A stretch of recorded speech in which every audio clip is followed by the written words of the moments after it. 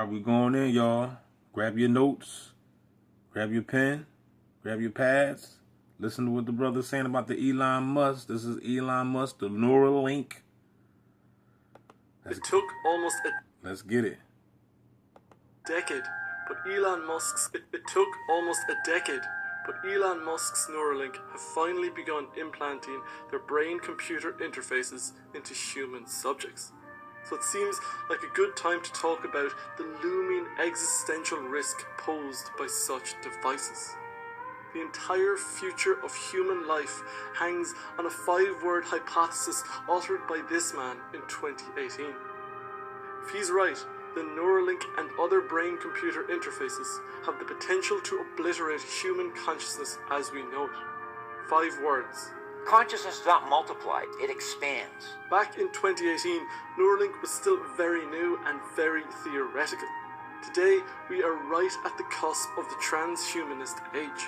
We are right... And what I just said in the video that I just posted yesterday. I said, isn't this what this is? The transhumanism? So, you know, it's already done. And you TI should already know this, but obviously a lot of y'all still don't get it. Y'all just don't understand because y'all still stuck in that religious paradigm. You can't think outside the box. So when I talk like this, you like, what the one word this guy talking about? I mean, this is ghosts and demons. You know what I'm saying? You know, that's what you think gang stalking is all about. And that's not the case, my friend. This is about Neuralink, transhumanism, turning man into machine. At the point where brain and machine begin to humanist age. We are right at the point where brain and machine begin to merge. And if he is right, then things are about to get very weird. This man is Peter Watts. That's too late. Us TIs already know things is weird.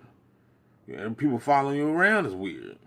Zoology PhD turned hard science fiction writer, whose 2006 book Blindsight won him a cult following among Northern writer, whose 2006 book Blindsight. Anyone got that book?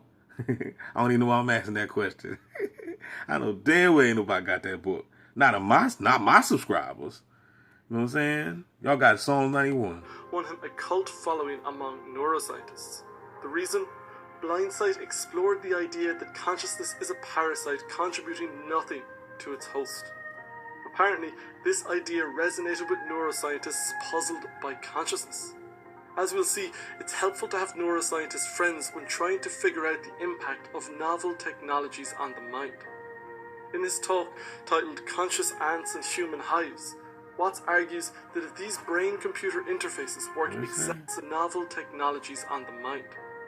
In his talk, titled Conscious Ants and Human Hives, Watts argues that if these brain-computer interfaces work exactly as they're meant to, then each of our individual consciousness will dissolve into a single giant superconsciousness.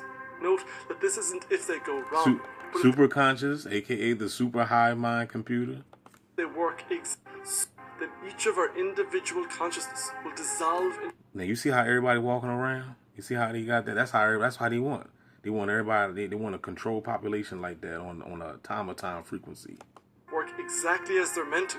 Then each of our individual consciousness will dissolve into a single giant superconsciousness. Note that this isn't if they go wrong, but if they work exactly as they're supposed to. This whole story hinges on a small nugget of flesh in your brain. This nugget is called the corpus callosum, and it is the bridge connecting brain. This nugget is called the corpus callosum. Corpus callosum, and it is the bridge connecting the two hemispheres of the brain. How many of y'all know that there's two sides of the brain? I got to ask these questions because I know a lot of y'all don't know. But you know you have a right and left hemisphere of the brain?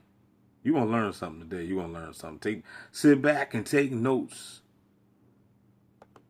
Congested road between two metropolises. And as it turns out, you can live without it. But if you're a regular viewer of The Living Philosophy, then there's one thing you certainly can't live without, and that is learning. I'm always looking for new ways to learn more, and today's sponsor, Imprint, is a whole new tool in that arsenal. Okay. Imprint is all about helping you learn quickly, conveniently, and what I love most of all, visually. Okay. They have these great courses on things like finding joy and meaning, and the one I've been digging down on called Essential Philosophy Theories and Thinking. And this is all new for me too. I'm learning right with y'all. I'm watching this video. This video is new. Never seen it before. You know what I'm saying? So I'm taking notes. You better believe it. I told you. I might be a teacher, but I'm always a student. Thinkers, which I'd highly recommend for anyone trying to get a good grasp on the giant millennia-long history of philosophy. And what's great is that it fits in easily with my day-to-day life. The lessons take 2 minutes to complete, which is perfect for me while I'm brushing my teeth, So I'm gonna have to look into that right here. waiting for the kettle to boil, or while I'm in a long queue in the supermarket, and it beats the hell out of checking my email or news feeds. And it's not just courses, they've got these daily reads, and while I was researching this video, there was even one on brain-computer interfaces.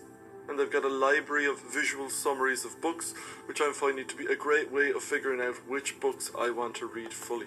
So this is just like what I was talking about on my other video when I was at the basketball court. I said, all this information. This is literally information overload. You know what I'm saying? It's hard. I ain't gonna lie. It's hard to keep up with it. It really is. Because how fast can you read? So, you know, for all the people that can read real fast and download this data into their software, which is you are the software, you know, shout out to you. You know what I mean? Because you can get this, you know, shout out to the ones that can read real fast. You can read all these books, man, and get this information quick. You know what I'm saying? You know, me, I'm getting it, but I wish I can get it even faster. But it's information overload. Sometimes you gotta just, you know, pause and like, hold up. Let me just put some South Park on real quick. You know what I'm saying? You gotta do that. And then you gotta get right back into your studies. You gotta have a little bit of fun time, a little bit of me time, watch some comic view or something, watch a movie, go outside for a walk or something. And then you gotta come back and get this information. Because this is the only thing that's gonna set you free. Remember, the Bible told you, my people shall perish from a lack of knowledge. That's what the scripture says. Okay? So people is perishing from a lack of knowledge. Then how come you're not studying then? That right there is key right there to let you know that you need to obtain information. So that way you don't perish. You understand? It's not about hooping and hollering in the church and rolling on the floor and speaking in tongues and, you know, catching the Holy Ghost and all. No, it's not about that. It says, my people shall perish from a lack of knowledge. A lack of knowledge. So let's get our knowledge game up so we don't perish. Can I get a no-no there?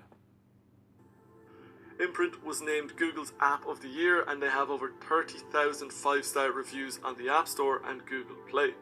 To try everything Imprint has to offer for free for a full 7 days, scan my QR code on screen or click the link in the description or go check out comment. Imprint.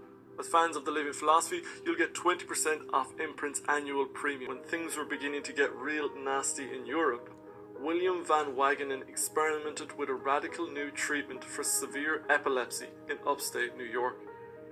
Van Wagenen got the idea from observations of epileptics who developed cancer in their corpus callosum. Now you see that right here? You see how they put those electrodes on the head? They don't have to do that no more. Like I said before, it's via satellite now. So they can put electrodes. They don't have to place it physically. They can place it electronically now. And this is why they know your thoughts. This is why they know when you're looking out the window. In fact, they suggested that you look out the window so that way you can see the dog stalker or the red shirt or the white car ride past or the cop standing outside or whatever. What gave you the suggestion? Who suggested that you go ahead and walk to the bathroom at that perfect time for the neighbors to knock on the wall or something? You know what I'm saying? Or for you to go downstairs and see some type of weird synchronization that you know dang on well. Like, how in the world did that happen? You see what I'm saying? This is all the hemisync. You see, this is why they are already 10 steps ahead of you. When you go into the grocery stores, you ready to go get some ketchup. You ain't telling nobody you gonna go get ketchup. Why is it 10 people in aisle 7 in the ketchup aisle waiting for you and they all got red shirts on? Why they coughing in the aisle? You see what I'm saying? Why they already there before you get there? Somebody done already hacked you. They already know what you're getting ready to do before you even get ready to do it. Wow. That's what we're gonna waste our tech. We're gonna waste all this money on, so we can know what people are thinking and what they're about to do, so we can just harass them with it. Let's just create this amazing ass technology, so we can just harass people with it. Wow. In the early stages, their seizures continued as normal, but once the tumor got bigger, the seizures stopped. And not only that, but there didn't seem to be an impact on their consciousness either. In his 1940 paper, Van Wagenen noted that consciousness wasn't lost in these subjects when the seizure was limited to one hemisphere. As the corpus callosum was destroyed, generalized convulsive seizures became less frequent. As a rule, consciousness is not lost when the spread of the epileptic wave is not great, or when it is limited to one cerebral cortex. Want to know I took my visit? Van Wagenen undertook a novel procedure on 10 patients between the ages of 10 and 43. He cut open their skulls and burned their corpus callosums into oblivion, thus severing their two hemispheres from each other. In total, there were 26 patients, and they went on to become one of the most legendary cohorts in the history of science, the split brain subjects. I'm gonna stop right there because we're over the 10-minute mark. So what I'm gonna do is it's gonna be a part 2 of it. So I'm gonna continue right where I left off right here at the split brain on the next half. Don't forget to like, share, subscribe. Stay tuned. Get your notes, man, if you want to learn something. Holla back.